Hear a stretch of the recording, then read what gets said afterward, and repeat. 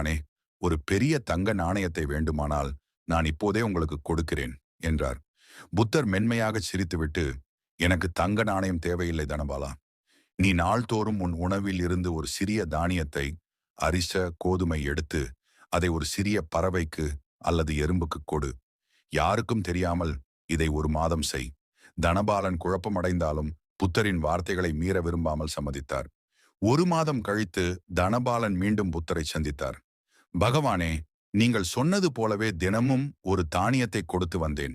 ஆனாலும் என் மனதில் எந்த பெரிய மாற்றமும் ஏற்பட்டதாக தெரியவில்லை என்றான். புத்தர் கேட்டார், தனபாலா, ஒரு தானியத்தை கொடுக்கும்போது அது உன் பெரிய செல்வத்தில் ஒரு துளியும் குறையவில்லை. ஆனால் அதை கொடுக்கும் அந்த கணத்தில் உன் செல்வம் குறித்த பற்றுதல் சிறிது தளர்ந்ததை நீ உணரவில்லையா? அதை இழந்தாலும் பரவாயில்லை என்ற ஒரு அமைதி தோன்றவில்லையா? தனபாலன் யோசித்தார். ஆம், ஒரு சின்ன தானியத்தை கொடுக்கும்போது அந்த சிறிய செயல் ஒரு திருப்தியை அளித்தது. புத்தர் தனது ஆழமான போதனையை தொடங்கினார். தனபாலா, உண்மையான அமைதி என்பது செல்வத்தை சேர்ப்பதால் வருவதில்லை. மாறாக உன் கவலையை குறைப்பதால் வருவது. உன் பற்றுதல்கள் தான் உன் கவலைகள்.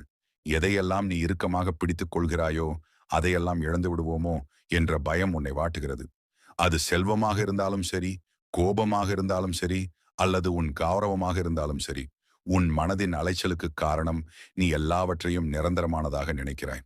ஆனால் அனைத்து செல்வங்களும், எல்லா உறவுகளும், ஏன் உன் உடலும் கூட நிலையற்றவ.